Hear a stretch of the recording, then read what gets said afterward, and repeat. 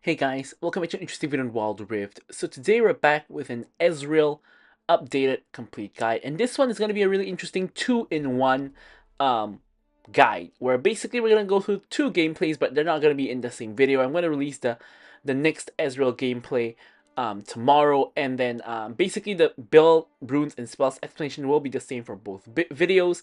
But before we get into it, of course, I'll put up Ezreal's basic guide up in the cards above for his skills, leveling order tips and tricks, as well as a couple of combos. But with that said, now let's get into the explanation. So really the difference between two videos is going to be the keystone rune, and everything else is basically going to be the same. So that's why I'm kind of combining it two into one, but I don't want to put both of those videos in the same video literally, because if not, the video is going to be like 45 minutes long or something like that, and you know, it's going to be too long. So I'm going to split it up into 2 days and release it on 2 consecutive days. So anyways, let's get started. So first up here, we have the Gluttonous Grease, of course, for the AD and the Omnivamp at the beginning. And then we have, same as the Quirky combo, the Manamune into Triforce. So the order you want to build it is, normally I like to rush the Gluttonous Greaves, and then I go for my Tear as my second item component, and then I go for the Sheen as my third item component, and then I complete my Manamune, and then I complete my Triforce. So this is the general order I go for, and the reason being, of course, is you first want to get the early AD and Omnivamp from your boots, and then you want to start stacking up your Tear, and then you want to, of course, get the laning power of the Sheen, which will proc on your Q. So when you complete your Manamune, of course, it's going to give you ability haste and mana, but when you evolve it to mirror mana is where it really shines, because it is instead going to give you the on hit on your auto attacks as well as your abilities, especially your Q. So basically it's going to make you just a lot stronger. Triforce, just all around good item. You can proc spell bit easily, especially with your Q, and you auto a lot as well. You do have extra movement speed, 250 max health just for a little bit of extra tankiness, a little bit of AD, a little bit of attack speed, 25 ability haste coming in very, very handy.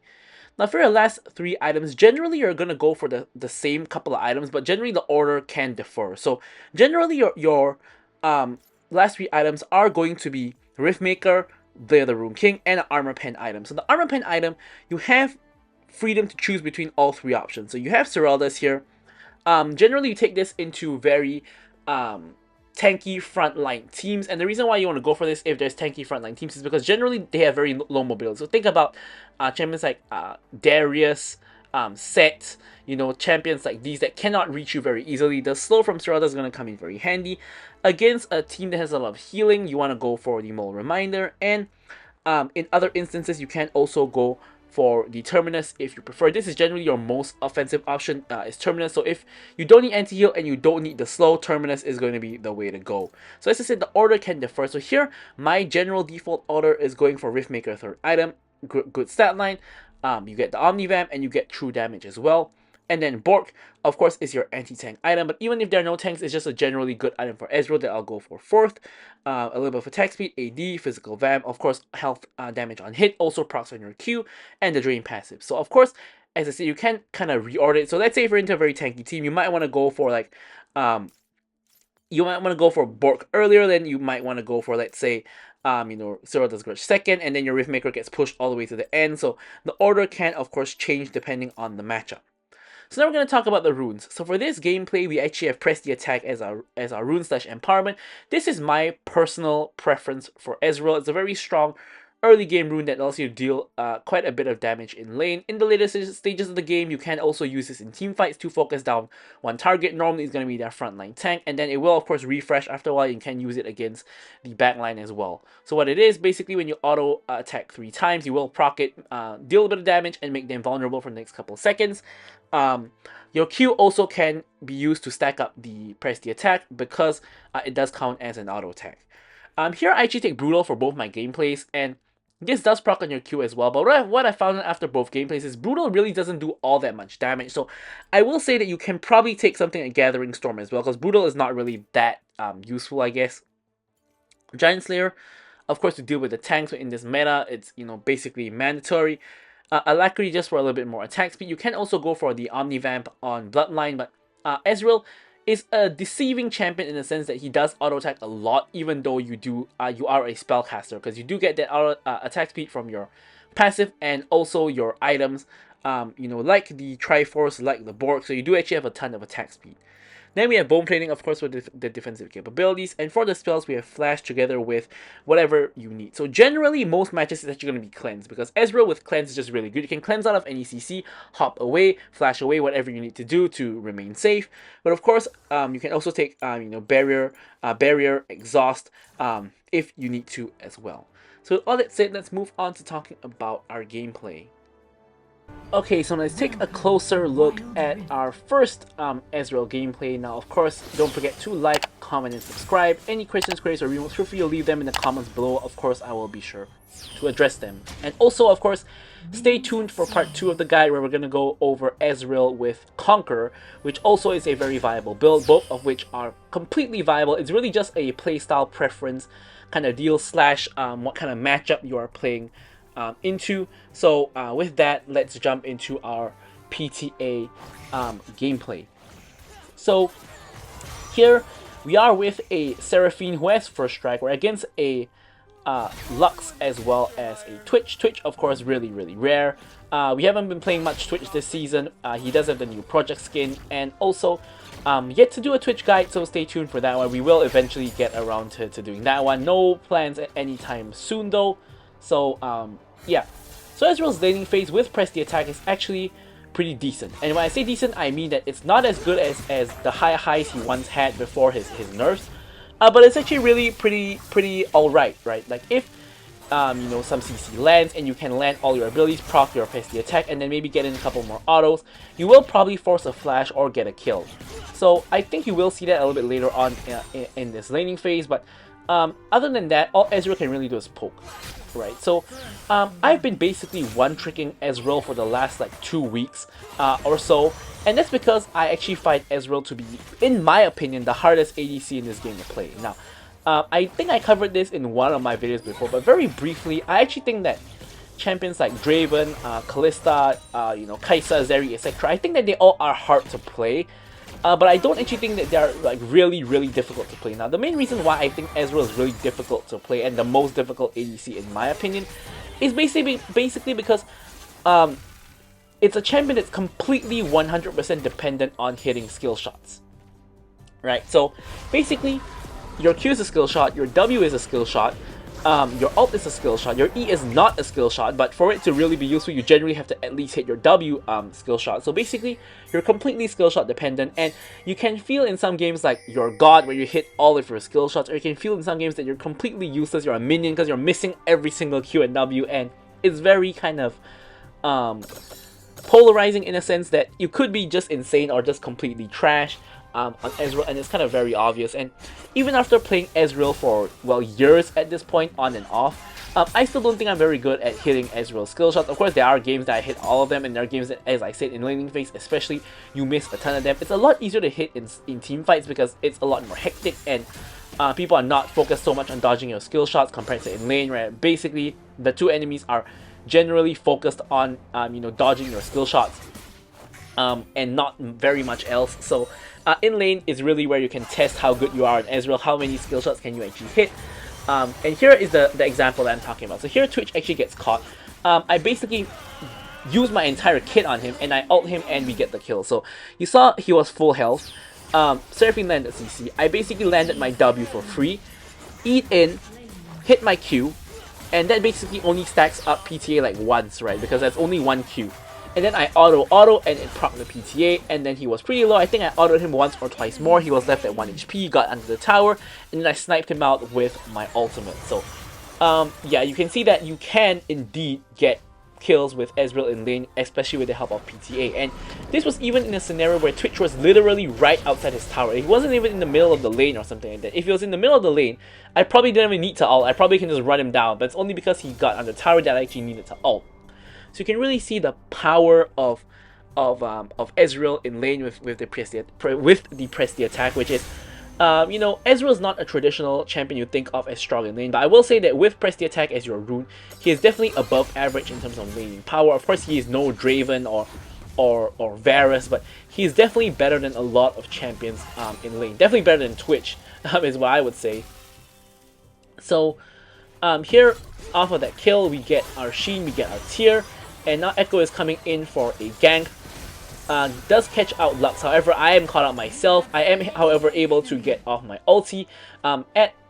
Basically they're hugging the wall, so I basically just need to ult next to the wall, and basically they kind of just got hit because they're all hugging the wall, and it's a root, it's not a stun, so we are able to get off the ulti, and we basically get a second kill just off of, that well-placed ulti. Ezreal is another skill that's a little bit difficult. Of course, these close range ones are a little bit easier, but when you go for those cross-map Ezreal ults, same as like Jinx ults or anything that you shoot cross-map, right? It requires a lot of like estimation on where the fight is gonna go, and if you can actually hit it. So yeah, here Twitch gets a little bit aggressive. You can see that we basically shift in, proc RPS the attack, and he almost dies. He has to basically run for the hills. I could have actually taken a pot shot at him with my ulti and try to guess where he is, and I might have gotten lucky and gotten a kill, but I decided not to take that chance, because it's a it's a 50-50 or even less percentage than that on whether I can hit that ulti or not. So I decided not to potentially waste my ulti. So here we are able to shove in the wave. Seraphine's gonna reset, so am I. You can see here I try to launch the cross map ulti, but but you can see that in this case, by the time my ulti even like launches halfway, the kill has already been completed on Galio, so my ulti was never needed in the first place. So this is a complete waste of my ulti, and that's kind of what I was really referring to when I'm talking about, trying to go for those cross map ultis. In this case, I shouldn't even have gone for it because it wasn't even needed. So, we do have situations like that. So here, my team gets the Enchanted Ensemble, Diana gets the Dragon, Ensemble gets placed in the mid lane. Here, we can see that the enemy bot lane was in the brush waiting for me, and my Seraphine is a support that is roaming a lot. So Ezreal, thankfully, is one of those champions that can be left alone in lane, much like the Ziggs, the Sivers. Ezreal doesn't have the best wave clear, but he is pretty safe because he has a free dash, and whenever you have a free dash, you become relatively difficult to dive, right? Because if they dive, they have to get close on you multiple times with your dash and your flash. So it makes it a lot more difficult to dive Ezreal, and Ezreal can be relatively independent when it comes to that. So here we are going to finish the tower, which has been left at really low HP. We do get that one. Seraphine just turns up pretty much for no reason and is going to channel her recall now. I'm just kind of looking for something to do. I wanted to go mid, but then Morgana's kind of walking her way to mid already, so I don't want to fight with Morgana for the wave. I try to hit a Q on Lux, I miss, and that's kind of what I was referring to. Now we hit level 9, so we have rank 2 ulti at this point. Twitch is coming in with the ulti, and honestly I know Twitch doesn't do very much damage, especially with Runan's first line. He flashes forward, and here I really wanted to punish him, but I end up basically missing my Q, and I'm missing out on a lot of damage. However, he takes a very weird recall spot, so I'm actually going to just ult him here. It actually hits. And then I see him on the ward, going into stealth, backing at this spot. So here I'm actually trying to hit him, and yeah, there he is. So I'm just gonna face check him and then just kill him. Diana now is coming, flashes. I actually dash and flash over the wall. I don't know if I even needed to flash. Actually, I think that I was actually out of her ult range, but because now Diana can actually move when she's in the ulti, so I'm not even sure. So I decide to play safe, flash as well. And here, I'm now just attacking whoever is the closest target. Really, Diana now comes in. I'm gonna have to run a little bit. Because basically on their team, if you take a look at the current situation, I have a huge lead against the Twitch. Morgana has a pretty huge lead against the Galio. Darius and Volibear are around even. Seraphine and Lux are around even. But if you take a look at the Echo Diana situation, you will see that they are about even. But you will see Diana has 3 kills and has Lich Bane first item already, whereas my Echo has Ocean's Trident first item, which of course is a very useful item against their team, with a ton of shielding, Galio shield, Lux shield, Diana shield, Volibear shield, but I wouldn't go for it as a first item. I think the earliest you want to go for Ocean's Trident is probably second item, unless you're the support, then you might want to go for that as a first item. But you definitely don't want to go for that as first item as an Echo jungle, because you're going to lose out on a lot of damage since it's a utility item.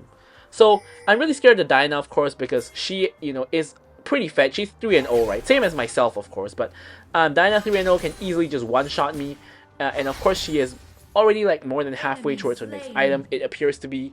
So definitely in that kind of scary territory. Now here, I am completely out of position in terms of helping my team for the fight. Good news is that Twitch is also at bot, so I'm not really missing out on much. Here I'm going to ult to try to help them out in the fight. Boom, I actually hit the ult onto the Galio, allowing Echo to finish him off. And because of that, he is able to pick up the kill. Now here I see two really low HP targets. Diana is now the only one left. I Arcane Shift, try to queue for the kill, and here is one of those very disappointing moments where you realize you can't land your skill shots, and you realize that you kind of suck, right? Because if you landed that skill shot, it's a free kill, but since I miss it, it's just embarrassing, and it's just a shame, really, right? That you missed out on basically what was a free kill. So that was just kind of tragic, but you know, it is what it is, and yeah, that's why I think Ezreal is very hard, right? Because like basically when you miss all your skill shots, you kind of feel terrible. Whereas on most other ADCs, like even on the Dravens, the Kallistas, the Kaisas, the Zeris, like whoever other else ADC you think is hard, you're not reliant on hitting skill shots, right? So even on all of those, you are generally fine because you can just auto attack, right? You can just auto, you'll be fine. If you miss an Ashe out, you'll be fine. You know, it's only really on Ezreal that you feel horrible and you feel that I can't land my skill shots, I'm doing no damage. Kind of situation. So that's kind of why I think Ezreal is kind of the hardest ADC to learn. And here I accidentally popped the Blast Plant, putting myself in the wrong position. And I'm not going to flash the wall because I don't think flashing for the 2 and 5 Galio is worth it. Instead I'm going to go for the Dragon, which I think is way more worth it than flashing for the 2 and 5 Galio. And we basically denied him the soul by getting this second Dragon, which of course means we have 1 Dragon apiece at this point. So here we have our really big spiker. Ezreal is a mid-game spiker, right? So when he hits 2 items with the evolved mana mune, so basically when he goes into Mirror Mana, Triforce is really where he spikes. Like early game, he's really not that strong. Of course, Press the Attack does cover up that weakness quite a bit, which is why I personally prefer Press the Attack over Conquer. And here I'm not sure what Galio is trying to do. Like he is going in on me, but he clearly doesn't win. He's like 0 and not 0. He's like 2 and 5 at that point in time with only 1 item against a 3, 0 and 2 Ezreal who just got the 2 item power spike. So that was really weird. And yeah, so we're basically able to kill him 1v1, pretty much 1v1 solo kill there. I mean, Morgana and Echo were really just coming there to try to either get an assist or KS, right? So I was completely fine there. And yeah, so as I was saying, I like Press the Attack because it covers up your early game weakness. In fact, it makes your early game pretty strong. And with Conqueror, you are a lot stronger in the mid to late game fights because like you can stack it up. But in the early game, you're a lot weaker, right? So it's kind of like whether you want to double down on your mid late game or you want to kind of cover up the weakness. And honestly, as I mentioned, it's not Press the Attack is not even that bad in the mid and late game. It's still pretty useful. You still get a lot of value from it in the middle late game. So here, huge wave is accruing. Once again, Diana is here. She tries to go in on me. I'm gonna have to flash this time. My dash is not enough to get out of the way. I try to land the ult on her, but unfortunately I don't quite hit. I mean, that was really predictable. My team is now cutting her off, and Seraphine ult hits. Morgana picks up the shutdown, and I'm able to pick up 150 gold off of the assist. So Morgana does get punished by my team. Lovely rotation by them. And at this current point in time, my whole team is basically winning against the enemy team. We have leads in all lanes, huge leads in mid and ADC, and just a generally pretty solid situation. So I'm at 93 items. I have Riftmaker completed. Of course, another huge power spike. Every item completion, of course, is generally going to be a power spike. And here, I shift over the wall, you know, pick up these free kills. Twitch is trying to go in on us over the wall, but you can see that Twitch really does no damage, right? And that's kind of the problem with Twitch. He just does too little damage. I mean, granted, he's 0-3 and, well, he used to be 0, but now he's 0-3 and 1. He has Runans as well as Bork, and he's not really doing a lot of damage. So, just a little bit of a sneak preview of my upcoming Twitch video. I'm not actually gonna go for Runans or Bork as my first item because I've been playtesting Twitch a lot, and I've actually found a build that I think is better. So we'll have to see if that's the final build I decide to go for my guide, but I do believe that that probably will be the build that I'm gonna go for. So here, in case you're wondering what I'm doing, there's a 1 HP Diana somewhere around there. I'm trying to just take a pot shot and possibly kill her. In this case, I think it's actually worth the risk because in this case, killing her, it would be killing the jungler, and Baron is alive. So Diana's life actually is really important compared to just now when I was trying to snipe the, or didn't try to snipe the Twitch in lane. So I kind of don't have anything to farm, so I'm just farming the jungle. And then a fight might break out here, so I'm kind of rotating over towards the mid lane area where it really looks like a fight's going to break out because everybody's just clumping here. Huge Galio taunt because Darius hooks him into us. But here you can see I see Twitch and I'm just going to go for him.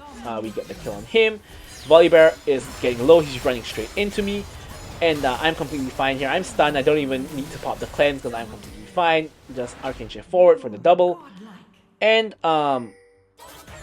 yeah, so we're at yeah, we're at a pretty good spot. Everybody's dead aside from Diana, and it's Baron time, right? So it's 4v1.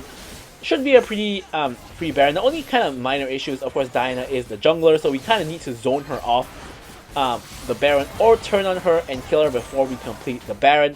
So here you can see we are getting ward over the wall to kind of check where she is. We thought she was in that bush, but she wasn't. So it turns out she actually went to the other bush, and you can see the problem lies here, where basically, if you don't track the jungle well, if you don't zone the jungle away, you know, she's gonna get the steal. Now, the issue in this case is, nobody can zone away Diana, right? Because Seraphine, Morgana, and myself are all squishy targets, so we cannot be the one zoning off the Diana. Only Darius can do that, but he was dead, right? So we can't go over the wall and zone her, because, you know, we're gonna get one shot and we're just gonna die, so it doesn't make sense to do that, right? So the only thing we can really do is either Echo has to outsmite Diana, or we have to kill Diana first, which killing Diana first also is not really that easy because this requires us to actively engage onto her over the wall, and again we risk getting one shot by her considering that she's very fed, right? She has 3 completed items now, she has Lich Bane, she has Infinity Orb, and she has Death Cap. She can definitely one shot at least one person, right? Whoever she hits with like her Q and dash into ult combo, whoever that gets hit by that is definitely gonna die. If a lot of people are at the same place, everyone's gonna die most likely. So yeah. So basically it was just a pretty difficult situation to navigate, and we do end up losing the Baron. So losing the Baron is really horrible because of course that gives the enemy team a lot of time because the waves are not going to be pushing into us, and now it's our job to clear the waves, and the enemy gets more time to slowly scale and try to get back into the game in a situation where we are all really far ahead. Even Echo is on par with Diana, and Diana is like the most fed member of their team, right?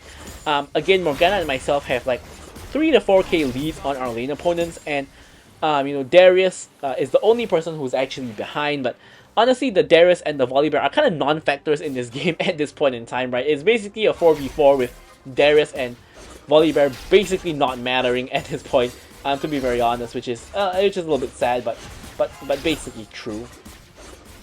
So here we're just clearing out the Baron minions, and again, no objectives are up. Elder coming up within a minute, so there is that gonna be the next objective. And here, I believe the Baron minions, the Baron has run out, so we don't have those insane minions anymore. So here we're gonna set up the Elder Vision, right, on both of the entry points. So here Echo goes for an insane play, goes into the enemy jungle, I get a 3-man ulti, he ults back in to steal the blue buff presumably, pops the stasis, and I guess lines them all up for Seraphine to get like a 4-man ult, and I get the kill onto Twitch, of course the main DPS.